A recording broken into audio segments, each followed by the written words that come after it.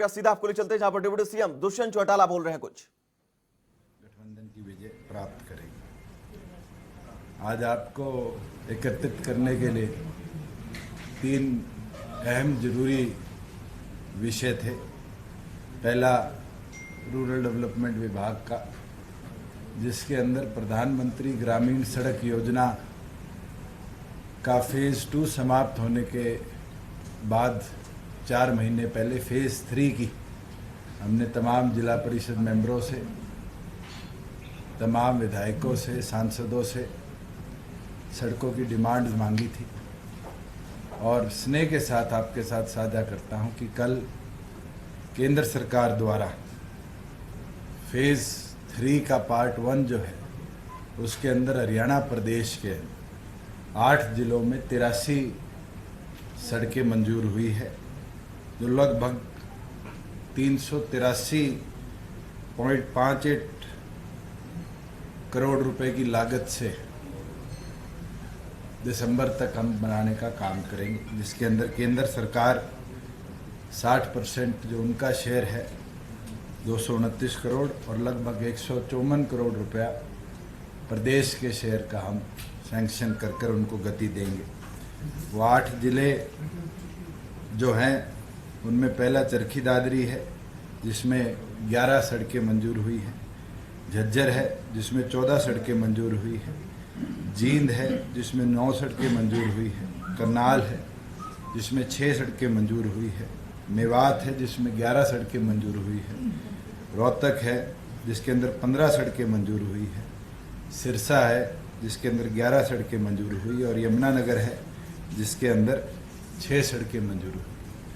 और मैं मानता हूँ कि इस लॉकडाउन के बावजूद भी निरंतर केंद्र सरकार से चर्चा करते हुए हरियाणा प्रथम ऐसा राज्य बना है जिसको इतनी बड़े रोड नेटवर्क को एक्सपैंड करने का, स्ट्रेंथन करने का रूरल एरियाज़ के अंदर मौका मिला है। और मिलकर इस पूरे प्रोसेस को, हरियाणा प्रदेश के रूरल इंफ्रास्ट्रक्चर को गति देने में हम कामयाब रहेंगे। दूसरा जो सबसे अहम हिस्सा था, बड़े लंबे समय से इस पे चर्चा चल रही थी कि 75% रिजर्वेशन बिल, उसके साथ 2 बड़ी अमेंडमेंट इंडस्ट्री को स्ट्रेंथन करने के लिए, वो फैक्ट्री एक्ट में अमेंडमेंट और इंडस्ट्रियल एक्ट में अमेंडमेंट, जो प्रदेश के अंदर लास्ट कैबिनेट के अंदर हमने मिलकर मंजूर किया था, कल सरकार द्वारा पारित कर उसको महामहिम के पास सरकार ने भेजा है। और इन अमेंडमेंट्स के साथ साथ जो हमारी इंडस्ट्रियल टाउनशिप्स थी फरीदाबाद की और यमुनानगर की, उसका बेसलाइन सर्वे भी कंप्लीट हुआ है। तो आने वाले भविष्य के अंदर इन दो डिस्ट्रिक्ट्स के अंदर जितना इंडस्ट्रियल एरिया अनऑर्गेनाइज था, उसको ऑर्गेनाइज करने के लिए, उसको और स्ट्रेंथन करने के लिए जो उचित कदम हमें उठाने पड़ेंगे, क्योंकि जो HEPP है, हरियाणा एंटरप्राइज प्रमोशन पॉलिसी, वो अगस्त 15 को 2020 से 2025 तक की हमने लागू करनी है। तो ये बेसलाइन सर्वे जो है, ये अपने आप में एक बेंचमार्क होगा पूरे इंडस्ट्रियल इंफ्रास्ट्रक्चर को अपलिफ्ट करने के लिए। और निरंतर अलग अलग इंडस्ट्रियल सेक्टर्स, चाहे वो मेगा प्रोजेक्ट्स हो, चाहे अल्ट्रा मेगा प्रोजेक्ट्स हो, इसके लिए भी हमारी चर्चा चल रही है।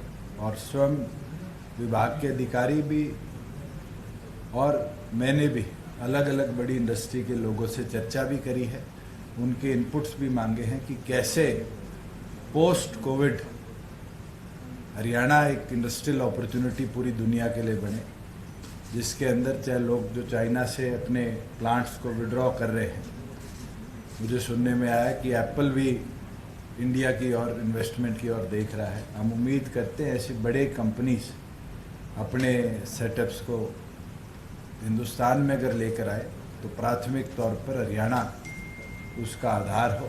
इसी को बेस बनाकर जो हमारी नई इंडस्ट्रियल पॉलिसी होगी उसको रूपरेखा दी जाएगी। एक अहम निर्णय जो परसों संध्या 5 बजे से पूरे प्रदेश में लागू किया गया कि 22 तारीख से लेकर 29 तारीख तक तमाम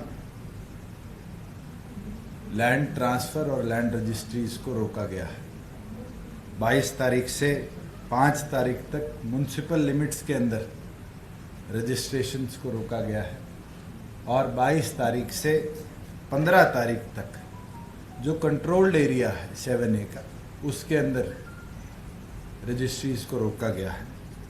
3 चीज़ें जो मैंने पहले भी आपके साथ साझी करी थी, उनको प्राथमिकता देते हुए ये निर्णय लिया गया है कि पहली चीज़, हरियाणा प्रदेश के अंदर रजिस्ट्री को और सिंपलर बनाने के लिए रेवेन्यू विभाग अपनी जमाबंदी की जो वेबसाइट है उसके अंदर सैंपल डीड्स गरीब आदमी के लिए भी टेम्पलेट्स के तौर पर अवेलेबल कराएगा, चाहे वो एक्सचेंज की हो चाहे ट्रांसफ़र की हो, और एक ही उद्देश्य के साथ कि आम आदमी को फिर दर दर के ठोकरें ना खानी पड़े, केवल मात्र अपना नाम, अपनी प्रॉपर्टी की जो डिटेल है, खसरा नंबर हो, वो अपलोड कर कर एक सिंपलर फॉर्म में वो अपनी रजिस्ट्रेशन करा पाए।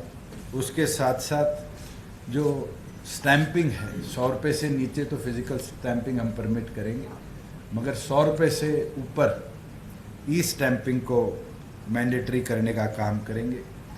और एक इनोवेशन जो रेवेन्यू विभाग करेगा कि जैसे ही आपकी रजिस्ट्री होगी, विदिन 24 आवर्स उस रजिस्ट्री का electronic version via email concerned property के मालिक के ईमेल पर हम भिजवाएंगे और साथ में उसको सेंट्रलाइज्ड प्रोसेसिंग सिस्टम से जैसे पासपोर्ट भेजा जाता है, वैसे उसको साथ के साथ पोस्टल माध्यम से भी, रजिस्टर्ड पोस्ट के माध्यम से भी व्यक्ति के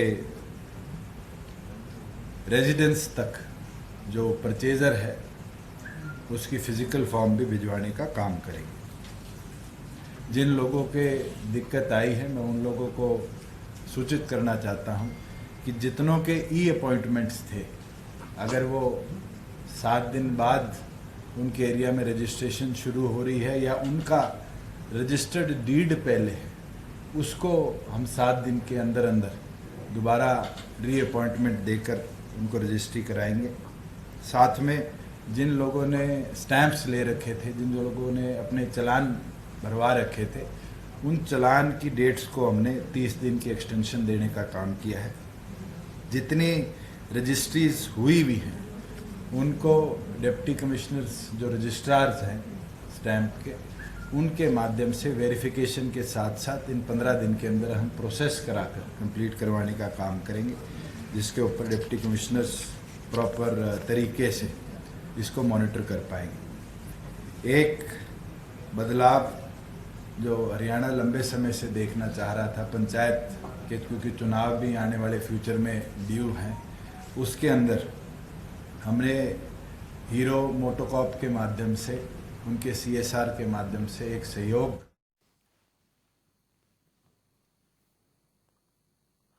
तो हरियाणा में उद्योगों पर एक नजर, जहां पर आपको बता दें कि डिप्टी सीएम दुष्यंत चौटाला ने कहा कि 8 जिलों की 83 सड़कों को मंजूरी और दिसंबर तक ये सड़कें बन जाएंगी।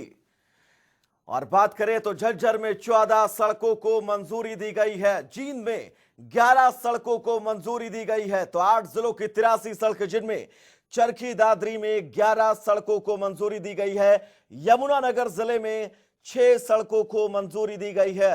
तो हरियाणा में उद्योगों को बढ़ावा देने पर जोर दिया जाएगा, यह भी साफ तौर पर डिप्टी सीएम दुष्यंत चौटाला ने कहा। तो प्रदेशवासियों को 83 सड़कों की सौगात, और ये सड़कें दिसंबर तक बनकर तैयार हो जाएंगी, जिनमें से झज्जर में 14 सड़कें, जींद में 11 सड़कों को मंजूरी मिली है।